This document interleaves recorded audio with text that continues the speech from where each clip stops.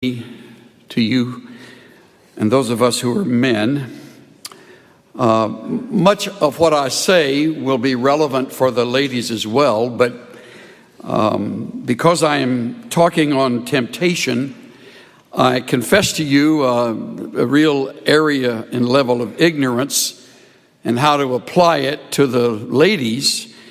I am very well acquainted with the battle for men, since I'm in that category, but time would not permit me to broaden the target to include the women as well. So, however it speaks to you ladies, wonderful. I'm grateful that you are open and willing to apply it. I also believe it is appropriate that I address men mainly because we are more often than not the aggressor, and sometimes tragically the predators. And that would include men in ministry. I realized when I looked at my calendar that this would be my final time to speak for this school year, and I had another direction in mind as I was going to move toward the importance of, especially you who are leaving the school to enter ministry as vocational Christian service in your life, to begin strong and to stay consistent and faithful and to end well. However, my direction changed when I received a letter which deserves a little bit of preparation so you can appreciate the content of the letter. I've known the man who wrote this letter since he was a young teenager. He's now in his 40s. I watched him grow up in our church. I found great delight in him and his family. He was often in our home, became our oldest son's good friend. And he as well built a relationship with another young man about their ages, and they were almost inseparable through high school and then into and through college. One of the joys of remaining in the same church over a period of years is that you have the chance to go the full cycle.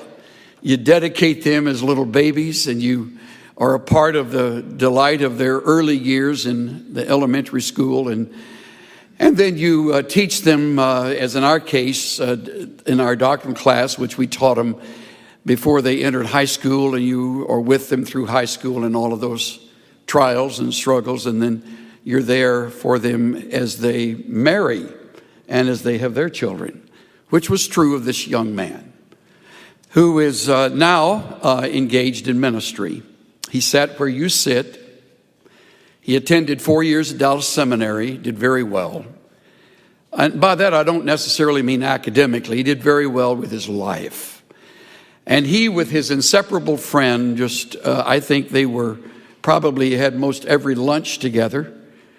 They found, separate from one another, lovely young women with whom they fell in love, and I married both of them at separate times. So our roots go very deep. So when I get a note from him or a letter, everything stops as I read what he has to say. Here are a few excerpts. Your comments on faithfulness and staying at it touched on a tender wound for me. I know you have experienced the heartache of close friends succumbing to moral compromise. Such has been my experience with my best friend since junior high days in Fullerton. He and his wife were struggling with personal intimacy issues in their marriage, and he has had an affair with his church secretary. He has since divorced his wife. She wanted to save their marriage, but he has now married this secretary. He has lost the trust of many believers who look to him as a model of spiritual maturity, the respect of his ministry peers, the loving esteem of his adult children, his ministry credentials removed from him where he has been serving, and so much more, he adds. My wife and I cannot believe what has unfolded in their lives. The two of them would have been the last couple. How often I read those words. The two of them would have been the last couple we could have imagined in this scenario. It has moved us to humble praise for God's grace in our lives and a holy assessment of our marriage to ensure that we bring no shame to the name we want to honor. He adds, I read with fresh sensitivity early this morning Paul's words in 1 Corinthians 9:27. I beat my body and make it my slave, so that after I have preached to others, I myself will not be disqualified for the prize.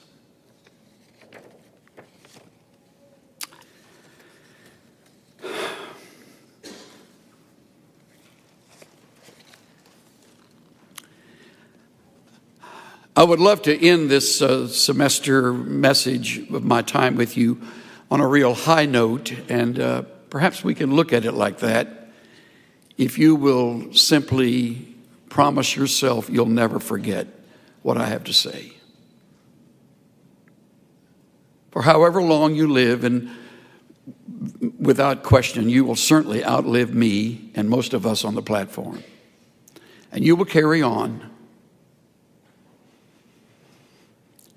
But you must understand that the people with whom I spend much of my time professionally are people who have been through this school.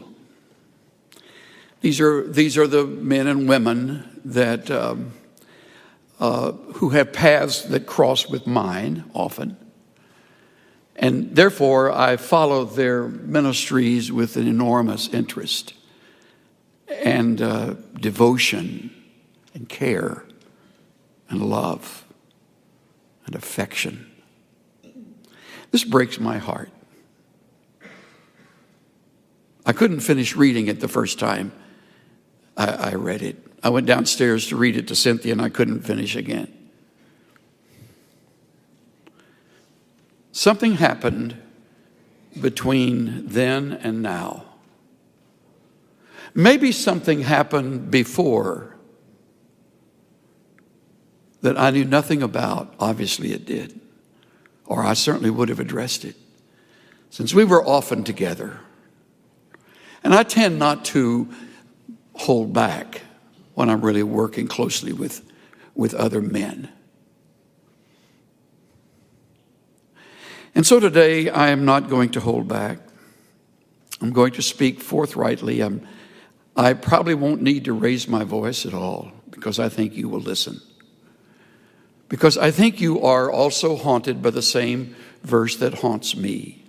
Let him who thinks he stands take heed lest he fall. You will never outgrow lust. You will never come to the place where the opposite sex doesn't look attractive to you, even those you don't even know. It's sort of like what Patrick Morley writes in his book, The Man in the Mirror.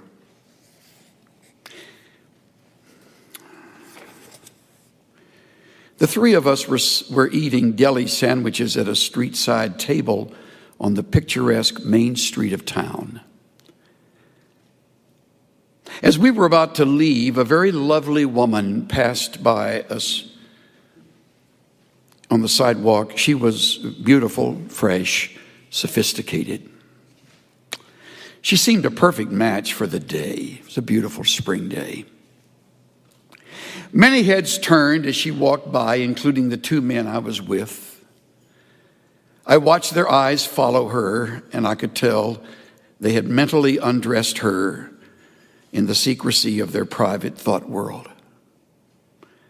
Not a word was spoken, and we headed back to the office. I found myself on the horns of a dilemma. I brooded with indignation over the obvious lust of these two, but at the same time, I was keenly aware that the only difference between us was that I had more carefully controlled my eye movement. Because Christians are expected not to lust over women. He's writing to men, so when he says Christian, he means Christian men. I carefully concealed my thoughts, yet I knew pretending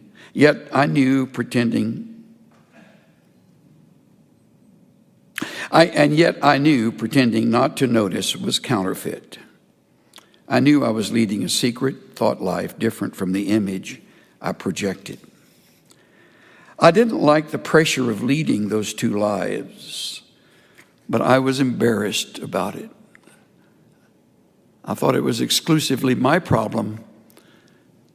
It never occurred to me that other Christian men might struggle with the same problem. Are you living a secret thought life significantly different from the you known by others? Would you be embarrassed if your friends and associates knew what went on inside your mind? If your thoughts were audible, would your wife want a divorce?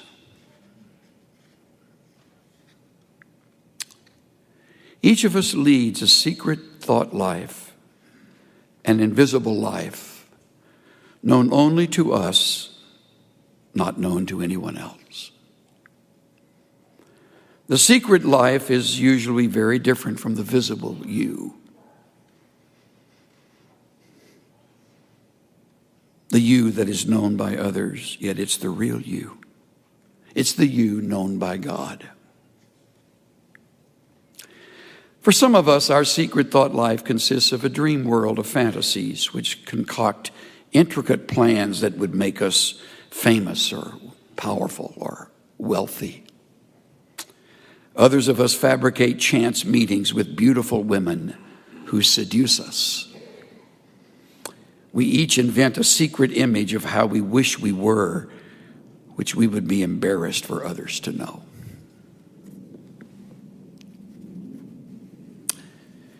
I have my Bible open to Genesis 39. And as you turn to that chapter, it will be a chapter on sexual temptation. Interestingly, in this case, the woman is the seducer. She is the seductress. That's rare, but that does occur. And maybe some of you ladies have a struggle in this area. I have no way of knowing. I don't understand your world. I do understand the world of men very well, which is why I direct my words mainly today to men. This is a remarkable story of a man who did not fall, who did not even yield. It's a remarkable account of a man who had such possession of his thought life that he wouldn't allow his imagination to run wild, even though he was a single adult, probably by now in his 20s, maybe late 20s. He has been sold into slavery. He has learned another culture and another language. He now a Jew living among Egyptians, and finds himself a trusted servant in the home of a man who was an official of the Egyptian government, a man named Potiphar. Joseph had been taken down to Egypt, and Potiphar, an Egyptian officer of Pharaoh, the captain of the bodyguard, bought him from the Ishmaelites who had taken him down there. The Lord was with Joseph, so he became a successful man. And he was in the house of his master, the Egyptian. Watch closely the setup. His master saw that the Lord was with him and how the Lord caused all that he did to prosper in his hand.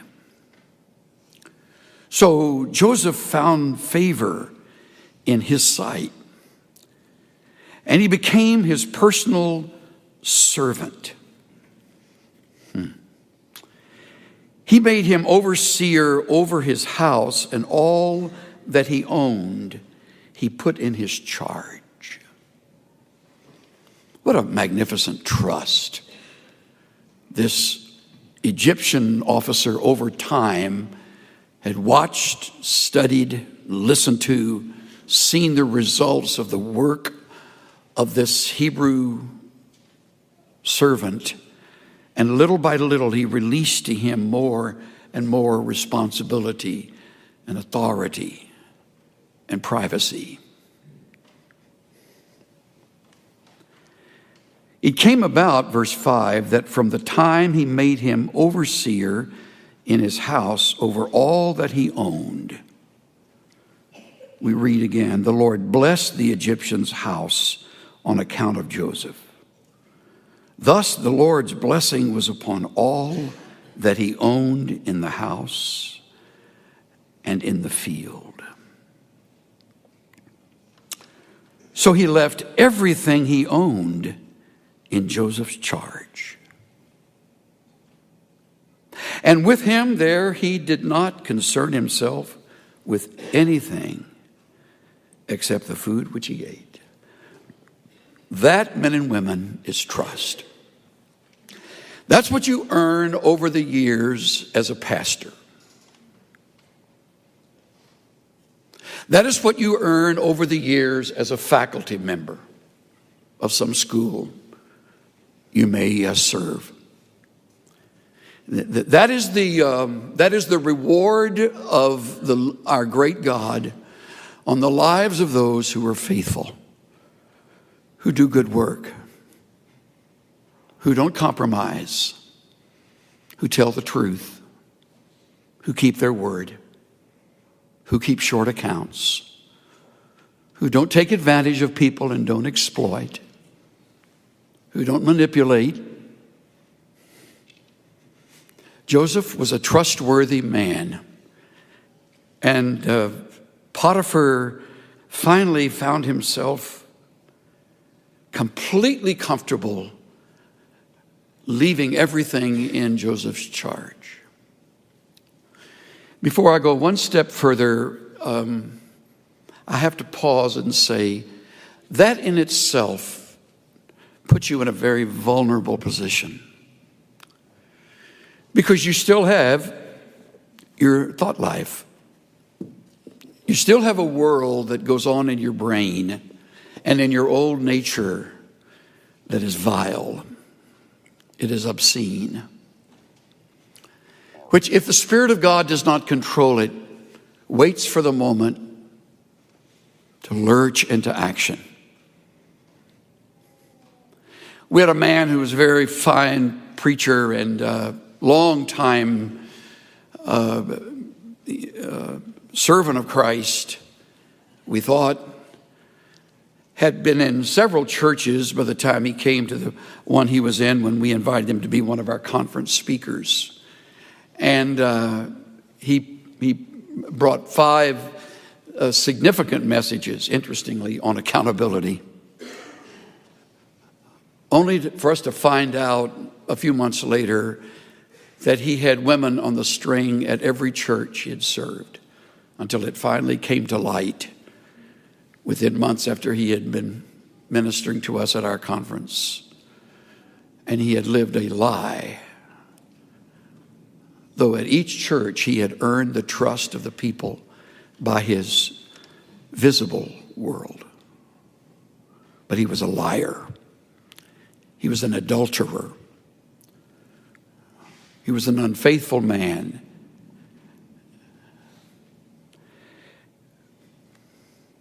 You will be, perhaps by the grace of God, in a place that will ultimately be enviable.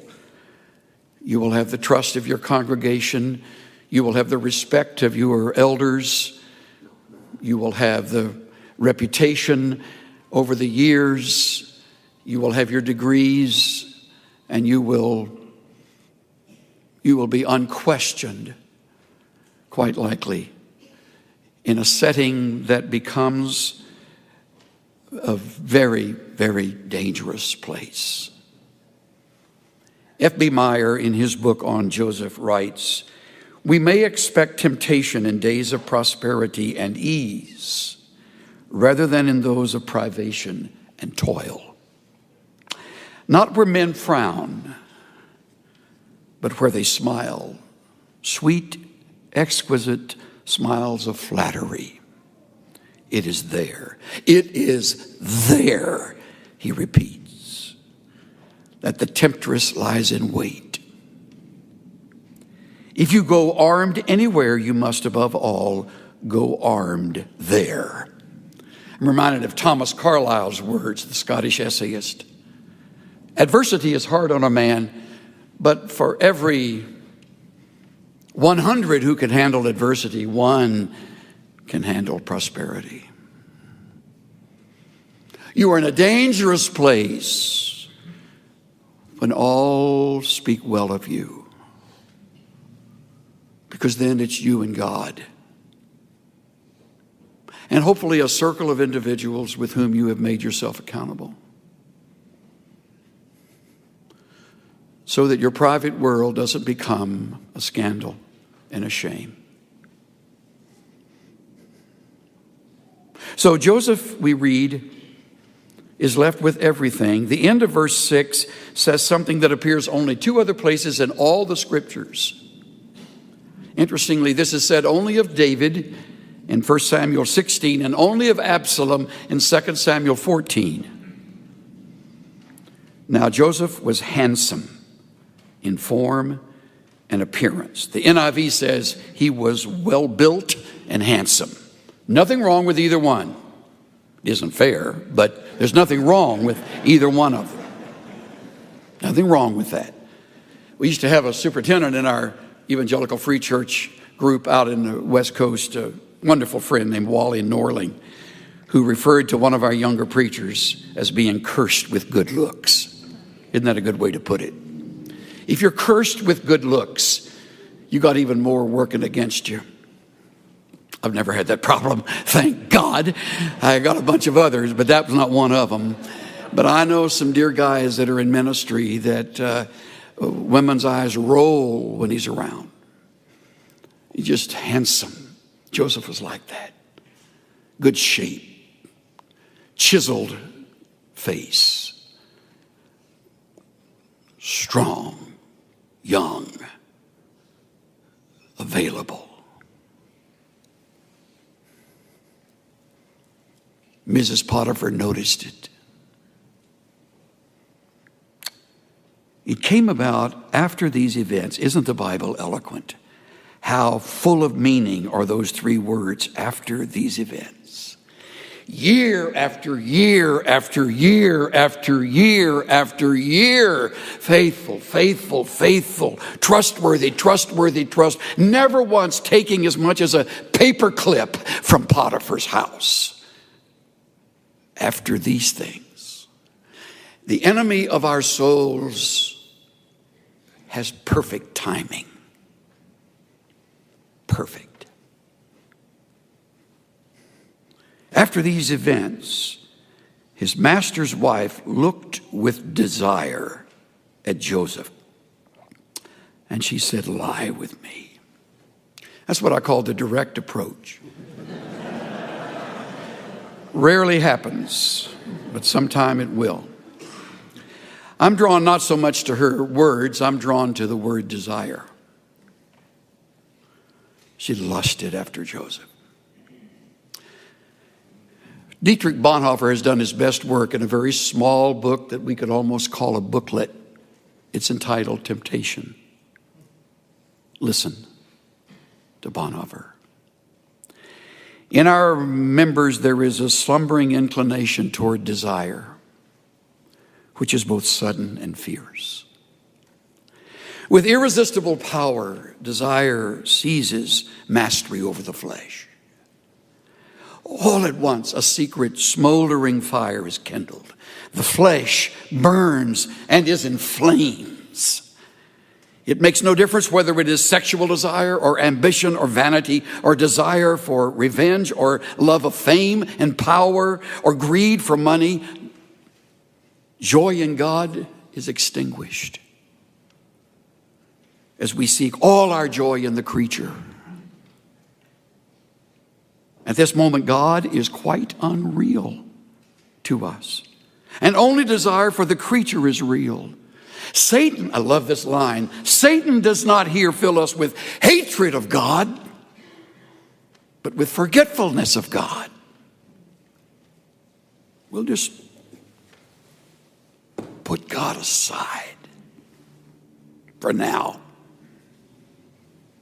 Satan does not here fill us with hatred of God, but with forgetfulness of God. The lust thus aroused envelops the mind and will in deepest darkness. The powers of clear discrimination and of decision are taken from us. It is here that everything within me rises up against the word of God.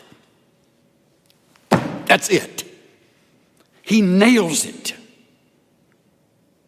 In vulnerable moments, I don't hate God. I just kind of get him out of the focus of my mind.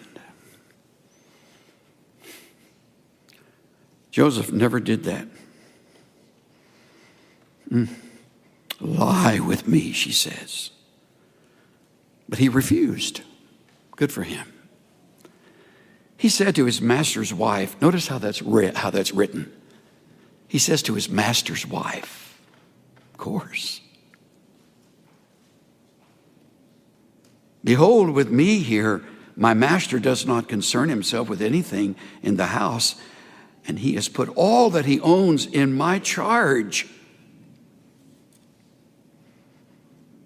There is no one greater in this house than I, and he has withheld nothing from me except you, because you were his wife. How then could I do this great evil and sin against God?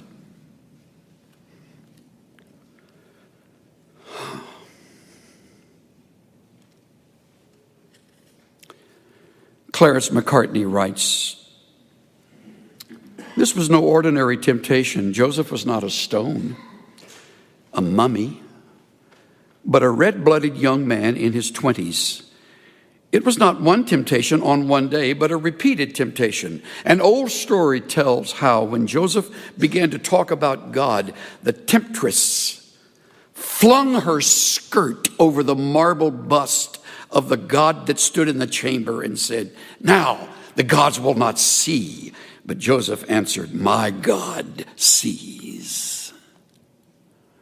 Reminds me of what the psalmist writes in 139, verse 3. You scrutinize my path and my lying down, and you are intimately acquainted with all my ways. He knows every minute you spend on the internet. He sees everything you look at. He sees every stolen moment. He sees it all. I forget who said it. I wish I had been the originator, that a secret sin on earth is open scandal in heaven. There's no sin here. There's no sin in the temptation. Sin is in the yielding. So he says no. Now, the great hope is that does it. She's out of the way. Nope. Verse 10, it came about as she spoke to Joseph day after day, that he did not listen to her, to lie beside her, or to be with her. Day after day after day after day. Remarkable, remarkable relationship with God. I almost said remarkable man, but he's just a man like you or me. The difference is he had cultivated the kind of relationship with his God that would not permit this. Just would not permit it. One day she finally decides enough's enough.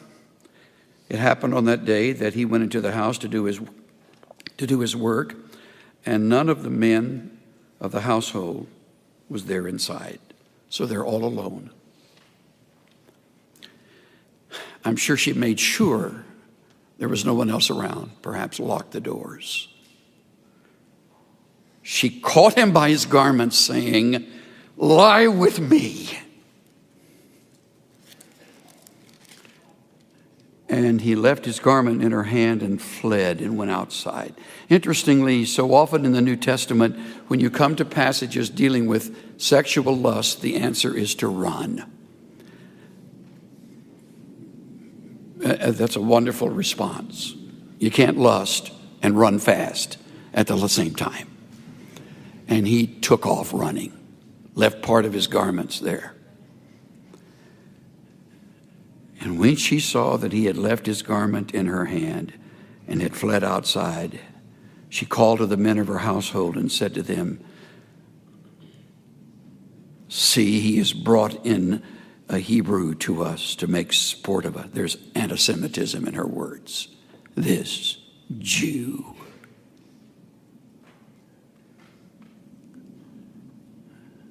He came in to me to lie with me and I screamed, so she's claiming rape. Interestingly, if he had meant anything to her, she wouldn't have turned on him. He meant nothing to her. Lust is never a fulfillment of love. It's usually an act of anger and often emotional assault. It goes back to deep, deep, unresolved situations that have not been rooted out, discovered.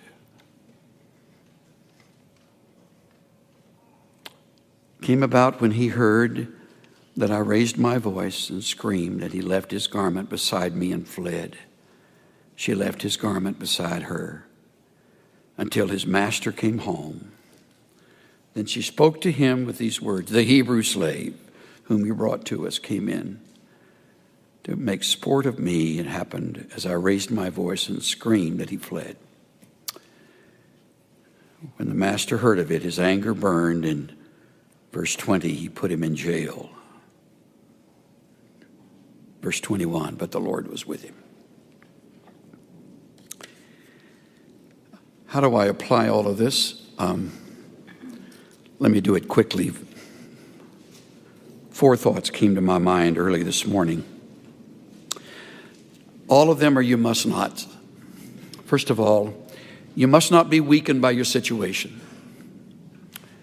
You must not be weakened by your situation. Economically, Joseph was secure, respected, and trusted. Personally, he was handsome, desired. Miscellaneous other things, they were alone, had an excellent track record. He was invited. He was unmarried. It's her idea. Your flesh invariably will remind you of those unique situational circumstances, and you'll fall. If you don't, strengthen your life in the midst of whatever situation. So you must not be weakened by your situation. Secondly, you must not be deceived in the persuasion. It was a bold, flattering, calculated, direct, and quite frankly, extremely desirable. In what I read, I find that the ancient Egyptian women were fabulously beautiful. It's quite possible that cosmetics began there, and they knew how to make themselves even more attractive. He could have thought, her husband doesn't meet her needs like I could. By doing this, you'll prove that you really care for me. Who will ever find out we're completely safe? Look, I'm so terribly alone and lonely, and God will understand. Just this once, never, ever, ever again. Those are the words of temptation. You must not be deceived in the persuasion. Here's the third, and perhaps I mean this one most firmly of all 4. You must not be gentle with your emotions. We read in verse 8, he refused. We read in verse 9, it is a great evil.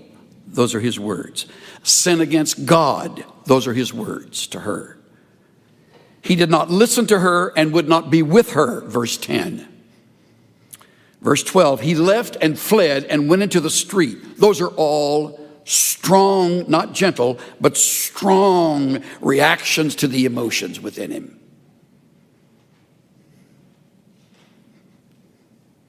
The late Dag Hammarskjöld once wrote, "You cannot play with the animal in you without becoming wholly animal. Play with falsehood without forfeiting your right to truth. Play with cruelty without losing your sensitivity of mind. He who wants to keep his garden tidy doesn't reserve a plot for weeds." You must not be weakened by your situation. You must not be deceived in the persuasion. You must not be gentle with your emotions. By the way, if necessary, be rude. Just be rude. That has a way of turning the other person off. Number 4, you must not be confused with the immediate results. Day after day, he's tempted. Advances become more forceful, not less. False accusation followed his obedience. He was later then demoted, misunderstood, and dumped in jail. I would add also, you must never forget the ramifications. In his fine book, Christ in Isaiah, F. B. Meyer writes this: "This is the bitterest of all, to know that suffering need not have been, that it has resulted from indiscretion and inconsistency, that it's the harvest of one's own sowing, that the vulture which feeds on the vitals is a nestling of one's own rearing. Ah, me, this is pain." I woke up this morning thinking about my friend's friend in bed with another woman. I thought about how he must feel, alienated now from friends and, worst of all, his own children. I thought about everything he had planned for and trained for was now worthless. So what does he do now? Is she worth that? If you could possibly project yourself beyond the moment of sheer ecstasy, for just a few seconds of ecstasy, and think about a lifetime of shame, it'll help you. It'll help. Stay pure. Stay pure.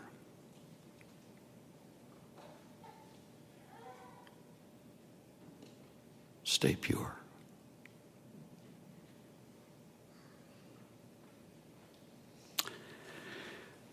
Lord, we sit in this room and all of it makes such sense, and we would all acknowledge that everything we've heard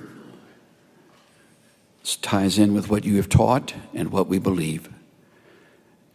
And in this room, we're all in the majority, and everybody's lockstep with one another, going to stay pure, going to stay pure. But in a few years, we'll all be separated, and more of our hours will be spent away from anybody in this room. And that's when the test will come. May we never forget the marvelous model of Joseph and the way you strengthened him in this hour, those days, and how you took him even through the jail experience to promote him to a position he would never otherwise have had. I pray for these younger men and women who have their lives before them, that they may be for you throughout their lives testimonies of the holiness of God. I ask that for faculty and student alike, for preacher and missionary alike, for counselor and staff member and musician alike, for authors, songwriters, for those who hold responsible positions in the future, leading ministries and serving the people. May we be models of purity. Spirit of the living God, fall afresh